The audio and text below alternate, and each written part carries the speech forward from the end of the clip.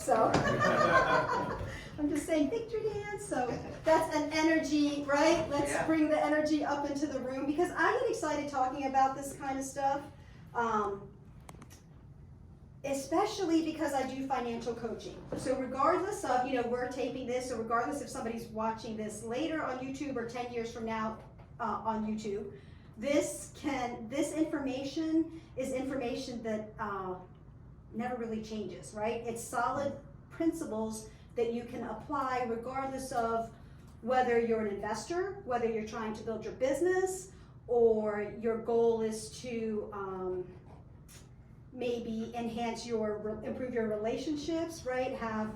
Build more time for yourself. So that's why I love information like this, because you have to take it and tweak it and apply it to yourself, okay? So with goal setting, financially, I want to share a couple stories. I'm going to do storytelling here. I'm going to share a story. So I had someone in my financial coaching community who set a goal. After they set that goal, one of the things we do now is, it's like, this is a specific goal. So one of the things is you want to make sure that it's really heartfelt for yourself. Like, you're going to get up every morning excited to hit this goal, right? So this goal generally has to do with the freedom money category.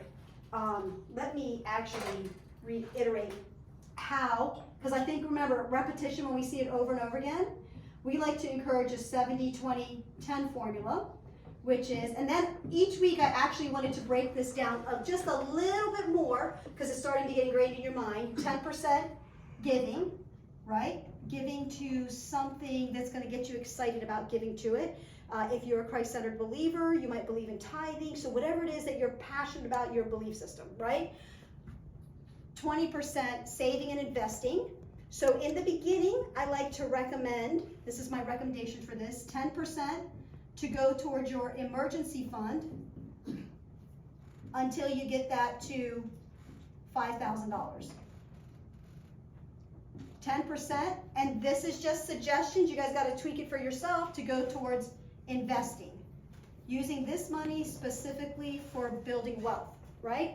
When you get to the 5,000, one of the things, and like I said, you tweak it for yourself, but we recommend then switching it from 5% until you get to 1 year's worth of expenses in the bank. 1 year, your 1 year goal in the bank. Then 15% of investing, using that money specifically for building wealth. Because if you do this, this grows, and this grows. And this is the part that most people don't do, right? So with the 70%, we like to encourage people to get it to the point where 50% of it is your living expenses. And we'll break this down more for the future. And then 20% of it is what we like to call freedom money. Guilt-free spending money, right? Guilt-free spending money, fun money. Right?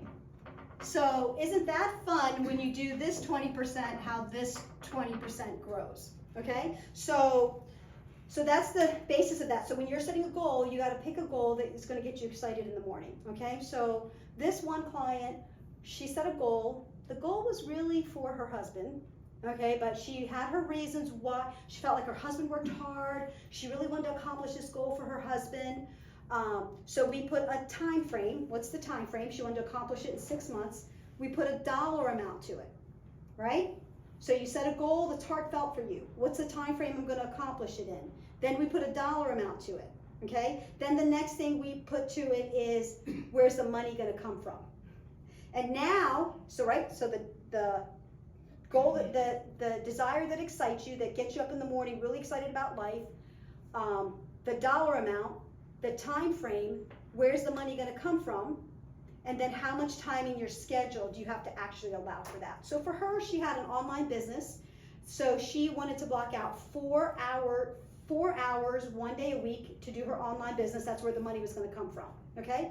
Halfway through her goal, she said, halfway through, I'm not going to hit the goal. I'm not going to get this dollar amount to be able to do this thing that I want to do. What do I do, right? And so what happens when you're setting a goal like this is it reveals something to you.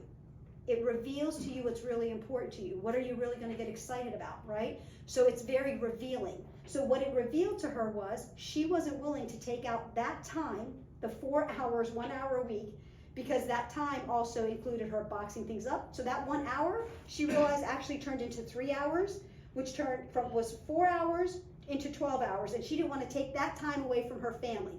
So see how that's a revealing thing, right? And then she said, what do I do? So here's my thing that I really like for people to think about. You have to still work on accomplishing the goal, because every time you set a goal and you don't accomplish that goal, something inside of you, I think, dies just a little bit. And what we want to do is we want to breathe life into our life, right? We want to be excited about life. Now, maybe the other thing she didn't realize that she wasn't really willing to admit was that this thing she wanted to do for her husband, okay? What she ended up doing, and I'll tell you, the goal was a $5,000 goal within 6 months. So that's where you want to now move into tweaking and assessing, right? And really revealing to yourself, was this goal really, really important for me? So they ended up financing, right? It's a coach, that's why they're in coaching, right? So she ended up financing that, which meant it really wasn't that important for her to do it that way and to pay cash. But in that situation, I think I told her, I said, you still should set a goal to hit that $5,000 mark. Even if it takes you 9 months, even if it takes you 12 months, because you've proved to yourself that you can do it. You've proved to yourself that you were willing to dig deep. Even if you only put in 3 hours a week instead of the 12, because you realize I only want to put in 3 hours a week. The other thing it reveals is how long it actually takes to save money, how long it actually takes to accomplish a goal, right? So then when we start to do that, that's when we start shifting. In a little bit, I'm going to talk about, the next time I come up here, I'm going to talk about the difference between duplication and multiplication. Okay, I believe that duplication happens with systems. So you can, if you duplicate a system, you duplicate your money, right? Multiplication has to do with people knowing how to do the system. So you've created a good system that people can duplicate, and now you expand into multiplication. And so when you start seeing that you can create money that way, and that would be with real estate investing, right? You could create a system to manage 10 properties, and you put the right people, the right tenants, right? You've got a fine-tuned system, you can duplicate that over and over again.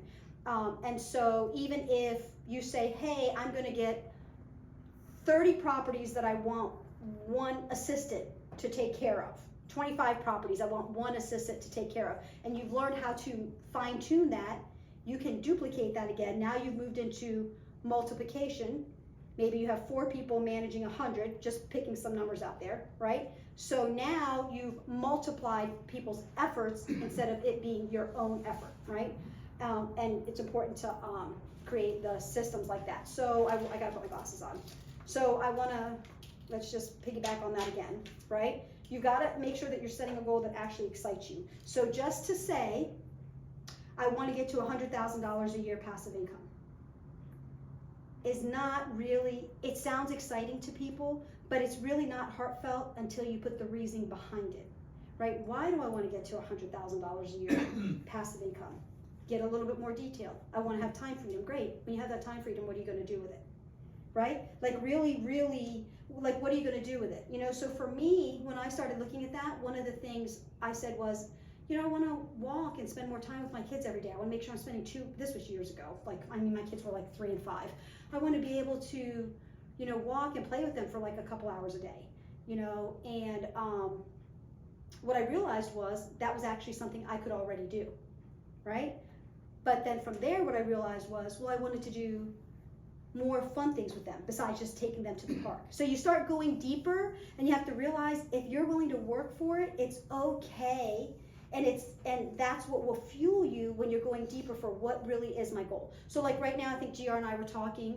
My husband and I set a goal to put $10,000 towards vacations throughout the year, right? Family vacation. We want to take our kids, Steve and I always knew, we started talking about 5 years before we knew our kids were going to be adults. That's easy.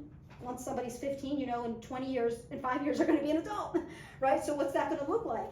How's that? And I remember when I set that goal, it took me 3 years to get there, right? Because I had to be like, well, how important is this? How do I set myself up? How do I fine tune this? That's where you're always assessing and evaluating, because as they get older, we wanted to make sure we stayed connected with them, and we wanted to be the ones to pay for it, right? And so now we've set a goal to make that dollar amount a little bit bigger if we want to, but you have to make sure the goal is personal for you, whatever it is. Okay, so just to reiterate, pick a goal that's exciting for you, right? Know the time frame. What's your action steps to get there? Where's the money going to come from? And then assessing, like, am I hitting my target goal? Okay, so how often you assess has to do with your goal. If it's a 1-year goal, a 2-year goal, a 5-year goal, or a 10-year goal, which is what we like to recommend. And when you set a 1-year goal, you break that down to 3-month goals.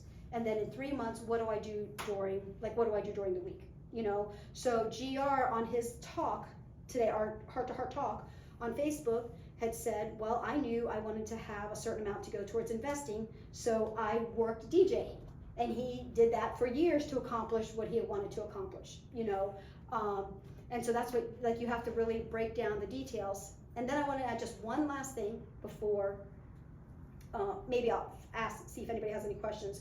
But one last thing is, as you're advancing financially, you really can do it in a way where it's not disrupting, it's not causing you to move into chaos, but you can still have a fun, peaceful existence, joy-filled existence. So if you're starting to move, and a lot of people, they think that they're just busy, but they're really not busy, they're chaotic.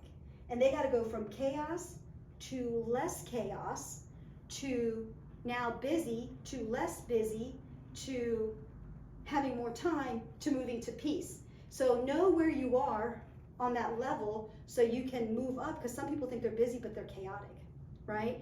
And so then when they think about adding more goals, they can't, because they're already chaotic, which means you have to clear your schedule to make room for what you really, really want, right? It's okay for what you really, really want, to be excited for what you really, really want, but you got to make room for it on the schedule, right? So what has to go so that I can accomplish what I really, really want, okay? Anybody got any questions? No? Okay.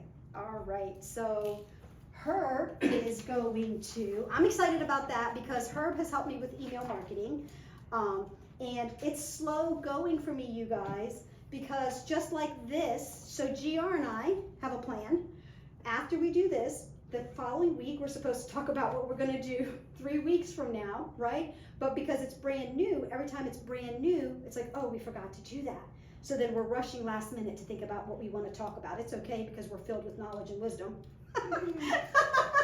Right? So it's okay because we have a lot we can pour and share into people.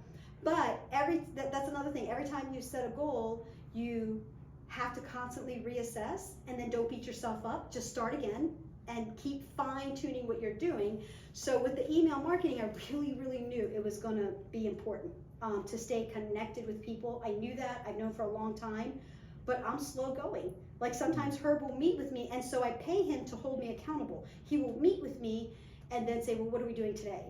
And I'll be all over the place, and he'll say, but are we sending out the email? Are we still going to send out the email? So I think email marketing is really good to grow a business if you really, really understand how it does that. So anyway, so Herb on